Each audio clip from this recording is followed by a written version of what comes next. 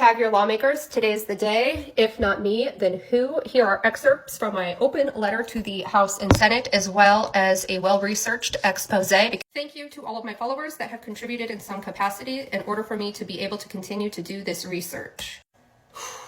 This report is not merely a collection of isolated incidents, it's a meticulously researched and comprehensive expose of interconnected schemes that, when viewed as a whole, reveal a pattern consistent with a RICO case. This body of evidence did not come together by chance. It is the product of relentless investigation, interviews, review of public records, and analysis of financial disclosures and contracts. I have made every effort to bring this information to the attention of those in authority to take corrective action, only to be met with indifference, obstruction, or dismissal. Today, I am turning to you. Anyone familiar with the situation knows the theory of removing pillars to deconstruct authoritarianism. As of late, lawmakers and activists alike have treated Trump's cabinet and those closest to him as those pillars. They aren't wrong, but they haven't fallen. When the pillars don't fall, you must go for the pillars' pillars. Let me help. There is no shortage of Noem's network that is complicit in misconduct and crime through operations that at times extend to others in Trump's cabinet. After Noem's election in 2018, she quickly established multiple enterprises ranging from businesses to campaigns and political action committees and aligned them with multiple enterprises within Trump's orbit. Initially, this alignment was superficial, Noem frequenting many conservative events and promoting Trump's policies. 2019 would serve as a tipping point in many ways, most notably when late GOP donor Foster Friess invited Noem and Corey Lewandowski on a deep-sea fishing trip with Donald Trump. He would serve as the chief coordinator between Noem and these other enterprises. As the network began forming in 2019, it would become pivotal as well because of COVID-19, in part because it allowed Noem and other enterprises to echo Trump's anti-science policies that were very popular in right-wing circles. But the unprecedented amount of funds with no strings attached allowed for this network to racketeer copious amounts of money. Most people recall the scandal during the first round of COVID-19 funds when Kristi Noem decided to spend $8 million on ads featuring herself, thinly veiled campaigning ads illegally financed by taxpayers.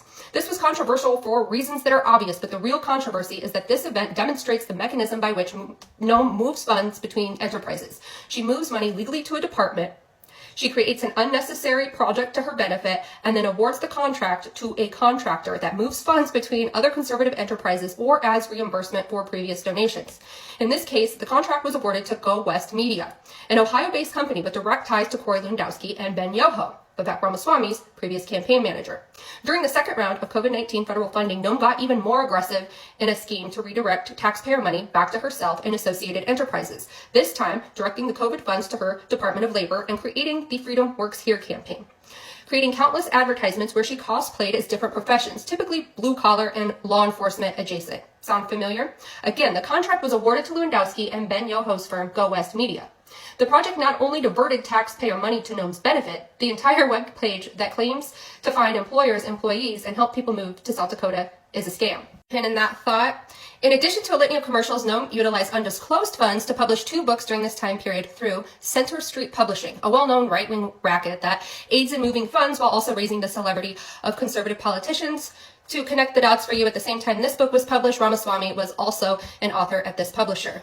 After the first book, Not My First Rodeo, was published, the National Republican Congressional Committee purchased $122,000 worth of books from this publisher. After Noem's no going back, the South Dakota GOP spent just under $18,000 on the book in an effort to launch it to the bestsellers list and move money between enterprises. Multiple enterprises Noem traveled to with taxpayer funds would ultimately purchase large quantities of her book. Additionally, Transition Studios, another Ohio-based media firm that focuses on conservative issues, was tapped to produce a documentary about Kristi Noem with the release date of June 20th, 2024. That'll be important in a minute.